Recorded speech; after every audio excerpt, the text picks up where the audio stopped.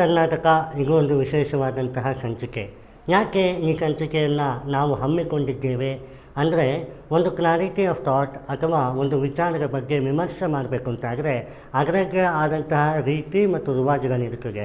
ನಿಮಗೆ ಗೊತ್ತಿರ್ಬೋದು, ಹಲವು ಎಕ್ಸಾಮಿನೇಷನ್ಗಳಿಗೆ, ಸ್ಟೇಟ್ ಗೌರ್ಮೆಂಟಿನ ಎಕ್ಸಾಮಿನೇಷನಿಗೆ, ಸೆಂಟ್ರಲ್ ಗೌರ್ಮೆಂಟಿನ ಎಕ್ಸಾಮಿನೇಷನಿಗೆ ಏನು ವ್ಯತ್ಯಾಸ ನಮಗೆ ಗೊತ್ತು. ಈಗ ಧಾರವಾಡದಲ್ಲಿ ನಾವು ನೋಡ್ತಾ ಇದ್ದೇವೆ, ಎಷ್ಟೋ ಜನ ಪ್ರೊಟೆಸ್ಟನ್ನು ಮಾಡ್ತಾರೆ. ವಿದ್ಯಾರ್ಥಿಗಳ ಒಂದು ಮನೋಭಾವ ಕುಗ್ಗಿದೆ, ನೋಟಿಫಿಕೇಷನ್ ಆಗ್ತಾ ಇಲ್ಲ, ಕರೆಕ್ಟಾಗಿ ಎಕ್ಸಾಮಿನೇಷನ್ ಮಾಡ್ತಾ ಇಲ್ಲ, ಎಕ್ಸಾಮಿನೇಷನ್ ಮಾಡಿದರೂ ಕೂಡ ಆ ಒಂದು ಎಕ್ಸಾಮಿನೇಷನ್ ಫಲಿತಾಂಶ ಕೊಡೋದಿಲ್ಲ, ಮತ್ತು ಅದನ್ನು ಬ್ಯಾನ್ ಮಾಡ್ತಾರೆ.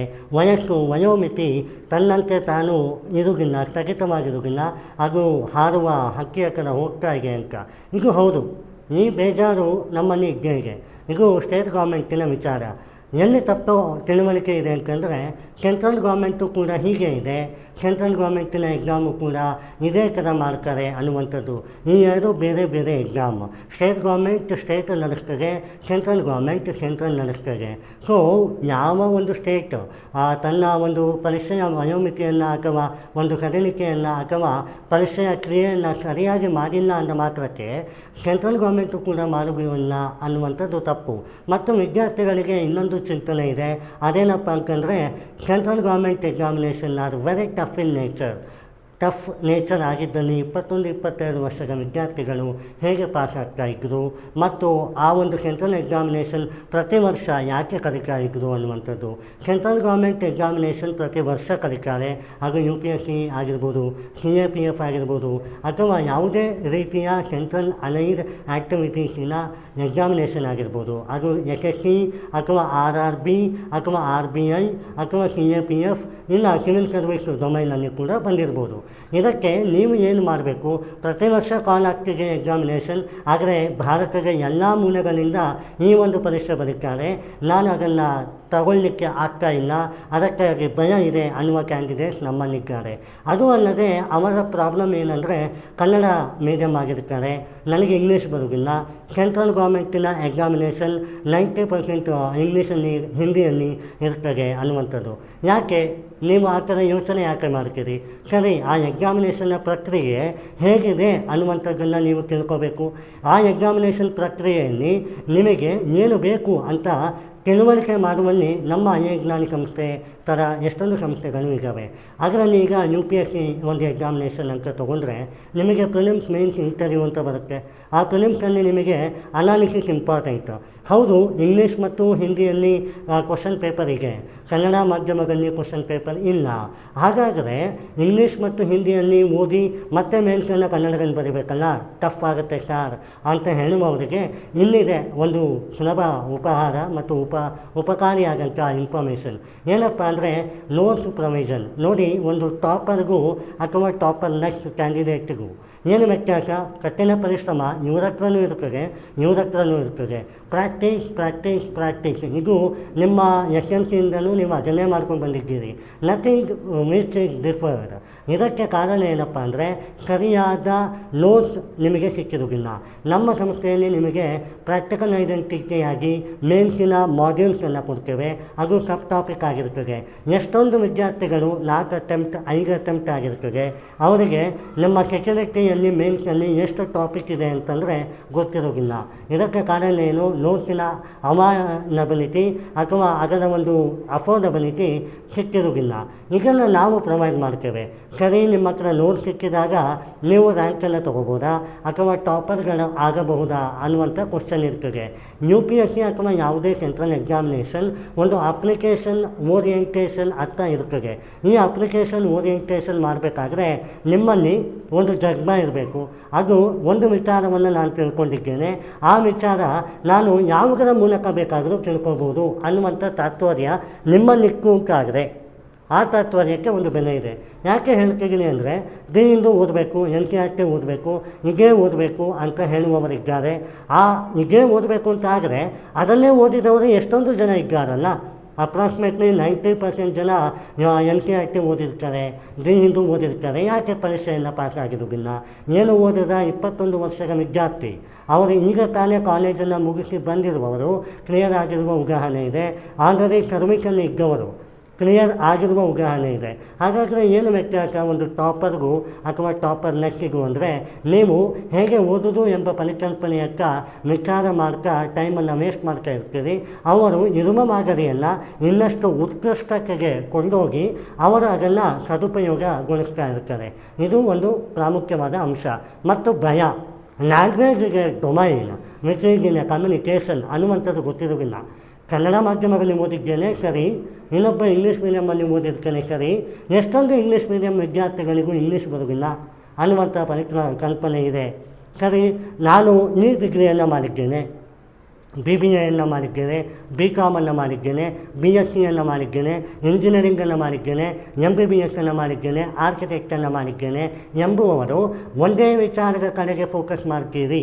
ಇದು ನನ್ನ ಐಚ್ಛಿಕ ವಿಚಾರ ಅನ್ನುವಂಥದ್ದು ನೀವು ನಿರ್ಧಾರ ಮಾಡ್ತೀರಿ. ಹಾಗಾದರೆ ನನಗೆ ಹ್ಯುಮ್ಯಾನಿಟಿ ಕಷ್ಟ, ಮ್ಯಾಥಮೆಟಿಕ್ಸ್ ಕಷ್ಟ, ಅಥವಾ ಎನಿ ವರ್ಸಟಾಲಿಟಿ ಆಫ್ ಇನ್ಫಾರ್ಮೇಷನ್ ಕಷ್ಟ ಅನ್ನುವಂಥದ್ದು ನಿಮ್ಮ ಬ್ರೈನಿಗೆ ನೀವು ಫೀಡ್ ಮಾಡ್ಕೊಂಡಿದ್ದೀರಿ. ಹಾಗಾಗಿ UPSC ಅನ್ನುವಂಥದ್ದು ಕೇವಲ ಸೈನ್ಸ್ ಬ್ಯಾಕ್ಗ್ರೌಂಡಿಗೆ ಇದ್ದಲ್ಲಿ ಎಲ್ಲ ಸೈನ್ಸ್ ಬ್ಯಾಕ್ಗ್ರೌಂಡವರು ಕೂಡ ಕ್ಲಿಯರ್ ಆಗಬೇಕಿತ್ತು. ಆರ್ಟ್ಸ್ ಬ್ಯಾಕ್ಗ್ರೌಂಡವರು ಯಾಕೆ ಬರ್ತಾಯಿದ್ರು, BCOM ಅವರು ಕೂಡ ಯಾಕೆ ಪಾಸ್ ಆಗ್ತಾಯಿದ್ರು. ಸೈನ್ಸ್ ಬ್ಯಾಕ್ಗ್ರೌಂಡೇ ಆಗಿದ್ದಲ್ಲಿ ಹ್ಯುಮ್ಯಾನಿಟಿ ಅಂತ ಪರೀಕ್ಷೆಯನ್ನು, ಲಿಟ್ರೇಚರ್ ಆಂಥ್ರೋಪಾಲಜಿ, ಕನ್ನಡ ಲಿಟ್ರೇಚರ್ ಅಂತ ಪರೀಕ್ಷೆಯನ್ನು, ಎಸ್ಸೆ ರೈಟಿಂಗ್ ಅಥವಾ ಎಥಿಕ್ಸನ್ನು ಆ ಸೈನ್ಸ್ ಬ್ಯಾಕ್ಗ್ರೌಂಡವರು ಕೂಡ ಇಂಜಿನಿಯರ್ಸು ಕೂಡ ಟ್ಯಾಕಲ್ ಮಾಡ್ತಾ ಇದ್ದಾರೆ. ಇದಕ್ಕೆ ಕಾರಣ ಏನು?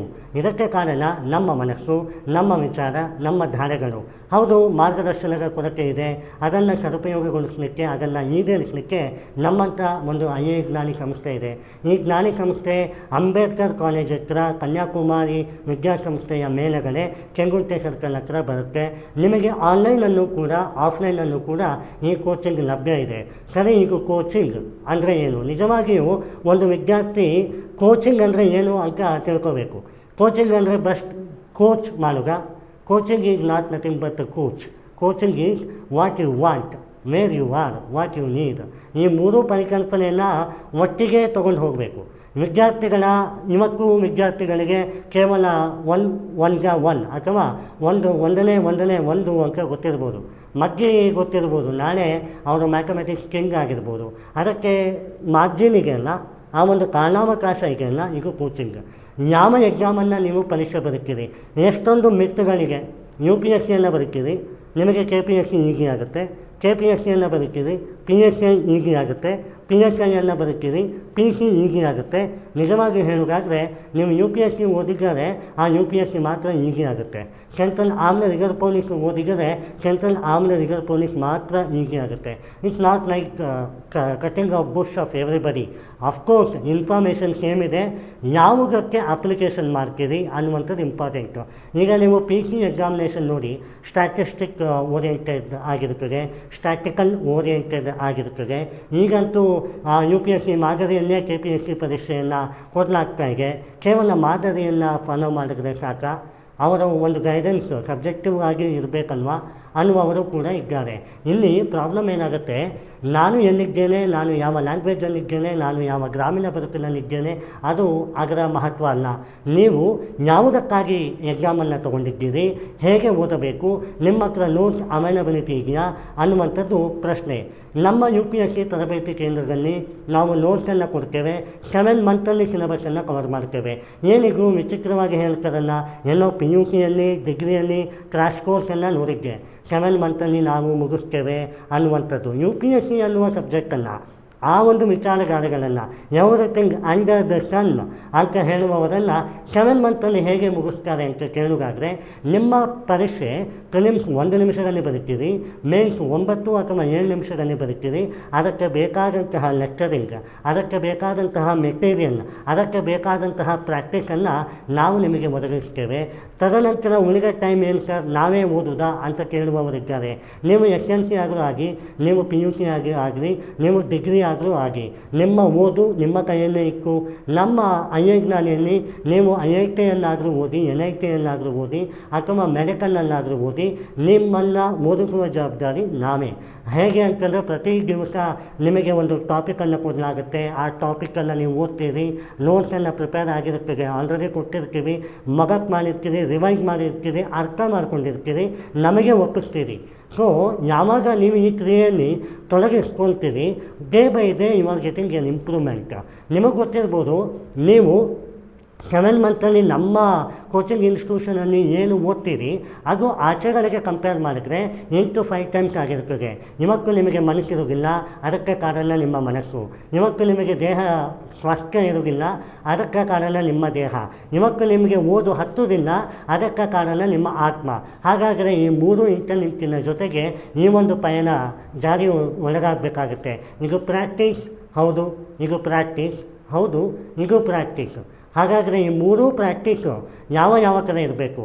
ಏನಿದು 3 ಪ್ರಾಕ್ಟೀಸ್ ಅಂತಾರಲ್ಲ ಅನ್ನೋದಾದರೆ, practice in soul, practice in mind, practice in body, ಈ 3 ಇಂಪಾರ್ಟೆಂಟ್ ಆಗುತ್ತೆ. ಯಾವತ್ತೂ ಎಕ್ಸಾಮಿನೇಷನ್ ಬರೀಬೇಕಾದ್ರೆ ಬಾಡಿ ನಿಮಗೆ ಸ್ವಾಸ್ಥ್ಯ ಇರೋದಿಲ್ಲ ಅಂದರೆ ಮನಸ್ಸು ಮೆದುಳು ವರ್ಕ್ ಆಗೋದಿಲ್ಲ, ಮನಸ್ಸು ಸ್ವಾಸ್ಥ್ಯ ಇರೋದಿಲ್ಲ, ಮೆದುಳು ದೇಹ ವರ್ಕ್ ಆಗೋದಿಲ್ಲ, ದೇಹ ವರ್ಕ್ ಆದರೂ ಕೂಡ ಬ್ರೈನ್ ವರ್ಕ್ ಆಗೋದಿಲ್ಲ ಅನ್ನುವಂಥದ್ದು. ಸೊ ಇಂಟರ್ಲಿಂಕ್ ಆಫ್ ಕಾಂಬಿನೇಷನ್ ಈ ಒಂದು ಟ್ರಜೆಕ್ಟರಿ ಫಾರ್ಮುಲಾದಲ್ಲಿ ಇರ್ತದೆ. Manifestation is the key pillar to society. ಏನಿದು ಮ್ಯಾನಿಫೆಸ್ಟೇಷನ್ ಅಂತಂದರೆ ಒಂದು ರಿಯಲೈಸೇಷನ್, ಒಂದು ಅನಾಲಿಸಿಸ್, ಒಂದು ಪ್ರಕ್ರಿಯೆ, ನಿಮಗೇನು ಬೇಕು ಅನ್ನುವಂಥದ್ದು. ನಮ್ಮ ಯಜ್ಞಾನಿಯಲ್ಲಿ ಒಂದು ವಿಚಾರದ ಬಗ್ಗೆ ಮಲ್ಟಿಪಲ್ ಟೈಮ್ಸ್ ನೀವು ಅದನ್ನು ಮೆಮೊರೈಸ್ ಮಾಡುವಾಗ ಮೆಂಟಲ್ ಆನ್ಸರ್ ರೈಟಿಂಗ್ ಅಂತ ಕರಿತೀವಿ. ಇದು ನಮ್ಮ ಸ್ಪೆಷಲ್ ಈವೆಂಟ್. ಮೆಂಟಲ್ ಆನ್ಸರ್ ರೈಟಿಂಗಲ್ಲಿ ನೀವು ಒಂದು ವಿಚಾರದ ಬಗ್ಗೆ ಮಲ್ಟಿಪಲ್ ಟೈಮ್ಸ್ ಥಿಂಕ್ ಮಾಡ್ತೀರಿ, ಬರೆಯುವುದಿಲ್ಲ, ಮಗಪ್ ಮಾಡ್ತೀರಿ ಮನಸ್ಸಿನಲ್ಲಿ, ಆತ್ಮಕ್ಕೆ ಅದನ್ನು ವಿಮರ್ಶೆ ಮಾಡ್ತೀರಿ, ಎಕ್ಸ್ಪೀರಿಯನ್ಸ್ ಮಾಡ್ತೀರಿ. ಆವಾಗ ನಿಮಗೆ ಈಸಿ ಆಗುತ್ತೆ. ಇನ್ನಷ್ಟು ಸುಲಭವಾಗಿ ಹೇಳಬೇಕಾದ್ರೆ ಮೆಂಟಲ್ ಆನ್ಸರ್ ರೈಟಿಂಗ್ ಅಂದರೆ ನೀವೊಂದು ಮೂವಿ ನೋಡ್ಕೊಂಡು ಬರ್ತೀರಿ, ಆ ಮೂವಿ ಒಂದೇ ಸಲ ನೋಡ್ತೀರಿ, ರಿಪೀಟ್ ಟೆಲಿಕಾಸ್ಟ್ ಆಗೋದಿಲ್ಲ. ಆದರೆ ಇವತ್ತು ಕೂಡ ಆ ಮೂವಿಯ ಸಾರಾಂಶವನ್ನು ಒಮ್ಮೆಲೆ ಹೇಳ್ತೀರಿ ನಿಮಗೆ ಗೊತ್ತಿರುವ ಹಾಗೆ. ಇದಕ್ಕೆ ರೀಸನ್ ಏನು? ನಿಮ್ಮ ಆತ್ಮ, ನಿಮ್ಮ ಸೋಲ್, ನಿಮ್ಮ ಮೈಂಡ್ ಅಷ್ಟು ಕೂಡ ಆ ಮೂವಿಯ ಒಳಗಿತ್ತು. ಹಾಗಾದರೆ ನಿಮಗೆ ಆ 3 ಅವರ್ಸ್ ಗೊತ್ತಾಗಿಲ್ಲ ಅಂದಮೇಲೆ ಇಲ್ಲಿಯೂ ಕೂಡ ಮೆಂಟಲ್ ಆನ್ಸರ್ ರೈಟಿಂಗ್ ಅದೇ ಥರ ಮಾಡಿದಾಗ ನೀವು ಬರೀತಕ್ಕಂಥ 7 ಮಿನಿಟ್ಸ್ ಅಥವಾ 9 ನಿಮಿಷ ಏನಿದೆ ಮೇನ್ಸ್ಗಿಂತೂ 1 ನಿಮಿಷದ ಅನಾಲಿಸಿಸ್ ಈಸಿ ಆಗುತ್ತೆ. ಹೌದು, ನಾನು ಒತ್ತಿ ಹೇಳ್ತಾ ಇದ್ದೇನೆ ಮೆಂಟಲ್ ಆನ್ಸರ್ ರೈಟಿಂಗ್ ಅಂತ. ಏನಪ್ಪ ಇವರು ಹೇಳುವವರೇ ಹುಚ್ಚವ ಅಂತ ಕೇಳಿದರೆ ಅಲ್ಲ. Mental answer writing nothing but brain therapy. ಇದು ನಿಮಗೆ ಗೊತ್ತಿರ್ಬೋದು, ಹಲವಾರು ವಿಷಯಗಳು. ಸೊಸೈಟಿಯಲ್ಲಿ ನೆಗೆಟಿವಿಗೆ ಪಾಸಿಟಿವ್ ಇದೆ. ಈ ಸೊಸೈಟಿಯಲ್ಲಿ ಪಾಸಿಟಿವ್ ಅಂದರೆ ನೀವೇನು ವಿಶ್ಲೇಷಣೆ ಮಾಡ್ತೀರಿ ಅದು ಪಾಸಿಟಿವ್. ಏನು ನೆಗೆಟಿವ್ ಅಂದರೆ ಯಾವುದು ಆ ವಿಮರ್ಶೆಗೆ ತೂಕವಾದದ್ದಲ್ಲ ಅದು ನೆಗೆಟಿವ್. ಹಾಗಾದರೆ ಇದರ ಬೇರ್ಪಡಿಕೆ ಗೊತ್ತಾಗಬೇಕು ಅನ್ನುವಂಥದ್ದೇ ಮೆಂಟಲ್ ಆನ್ಸರ್ ರೈಟಿಂಗ್ ಅಂತ ಕರಿತೇವೆ. ಮತ್ತು ಟೆಸ್ಟನ್ನು ಯಾಕೆ ಬರೀಬೇಕು? ಕೇವಲ ಟೆಸ್ಟನ್ನು ಬರೀತೀನಿ ಅಂತ ಹೇಳಿದರೆ ಹ್ಯಾಂಡ್ ರೈಟಿಂಗ್ ಇಂಪ್ರೂವ್ ಆಗ್ಬೋದು, ಇನ್ಫಾರ್ಮೇಷನ್ ಗ್ಯಾದರಿಂಗ್ ಆಗಿರ್ಬೋದು, ಅಥವಾ ವ್ಯಾಲಿಡೇಷನ್ಗೆ, ಸಬ್ಸ್ಟಿಟ್ಯೂಷನ್ಗೆ, ಒಂದು ಬುಲೆಟ್ಗೆ, ಒಂದು ಟಾರ್ಗೆಟ್ಗೆ ಮ್ಯಾಚ್ ಆಗೋದಿಲ್ಲ. ಸೊ ಅದನ್ನು ನಾವು ಮೆಂಟಲ್ ಆನ್ಸರ್ ರೈಟಿಂಗ್ ಜೊತೆಗೆ ಟೆಸ್ಟನ್ನು 15 ಡೇಸಿಗೊಮ್ಮೆ ಕೊಡ್ತಾ ಇದ್ದೇವೆ. ಅದರಲ್ಲಿ ನಿಮಗೆ ಕ್ವೆಶ್ಚನಲ್ ಟೆಸ್ಟ್ ಮತ್ತು ಲಾಂಗ್ ಟೆಸ್ಟ್ ಅನ್ನುವಂಥದ್ದು ನಿಮಗೆ ಕಾರ್ಯಕ್ರಮಕ್ಕೆ ಆ ಒಂದು ಪರಿಶ್ರಮಕ್ಕೆ ಹೊಂದಿಕೊಳ್ಳುತ್ತೆ. ಅದರಲ್ಲಿ ನಿಮಗೆ gain of network, gain of workiness, gain of information ಅಷ್ಟು ಕೂಡ ಮ್ಯಾನಿಪುಲೇಟ್ ಆಗಿರುತ್ತದೆ ಮತ್ತು ಇನ್ಫಾರ್ಮೇಷನ್ ಗ್ಯಾದರಿಂಗಿನ ಸುತ್ತೋಲೆ ಆಗಿರುತ್ತದೆ. ಹೌದು, ಇದು ಐಎ ಜ್ಞಾನಿ ನಿಮ್ಮ ಬೆಳಕಿನ ಕಾರಣಕ್ಕಾಗಿ. ನಿಮ್ಮ ಕೋರ್ಸ್ 7 ಮಂತ್, ಆದರೆ ಇದರ ವ್ಯಾಲಿಡೇಷನ್ 1 ಇಯರ್. ನೀವು ಪ್ರಾಕ್ಟೀಸನ್ನು ನಮ್ಮ ಜೊತೆ ಮಾಡ್ತೀರಿ ಆಫ್ಲೈನಲ್ಲಿ. ಆನ್ಲೈನ್ ಆದರೆ ನಾವು ನಿಮಗೆ ಹೇಳ್ತೀವಿ ಪ್ರಾಕ್ಟೀಸ್ ಈ ಥರ ಮಾಡಿ ಅಂತ. ನೀವು ಶಿಸ್ತಿನ ಸಿಪಾಯಿಗಳಾಗಿದ್ದಲ್ಲಿ ಅದನ್ನು ಫಾಲೋ ಮಾಡ್ತೀರಿ. ಹೌದು, ಇದು IAS, ಹೌದು ಇದು IPS ಅಲ್ಲ, ಹೌದು ಇದು UPSC ಅಂತ ಮಾಡಿದ್ರೆ ಅದೊಂದು ಸಬ್ಜೆಕ್ಟಾಗಿ ನೋಡಿ. ಪೊಸಿಷನ್ ಅಥವಾ ಪರಿಶ್ರಮ ಎರಡೂ ಒಂದೇ ಅಲ್ಲ. ಪರಿಶ್ರಮ ನಿಮ್ಮದಾಗಿದ್ದಲ್ಲಿ ಪೊಸಿಷನ್ ನಿಮ್ಮದಾಗಿರ್ತದೆ. ಪೊಸಿಷನ್ನೊಂದಿಗೆ ಪರಿಶ್ರಮ ಬೇಡ, ಪರಿಶ್ರಮದೊಂದಿಗೆ ಪೊಸಿಷನನ್ನು ನಿಮ್ಮ ಕನ್ಫರ್ಮ್ ಮಾಡ್ಕೊಳ್ಳಿ. ಹೌದು, you are the servant of the society. First you have to become your own servant. ನೀವು ಇವತ್ತು ನೀವೇನು ಓದ್ತೀರಾ ಅದನ್ನೇ ಕೂಡ ನೀವು ಇನ್ನಷ್ಟು ಪರಿಕಲ್ಪನೆಯತ್ತ ತೊಗೊಂಡೋಗಿ ನಿಮಗೆ ನೀವೇ ಓದುವ ಸರ್ವೆಂಟ್ ಆಗಬೇಕು.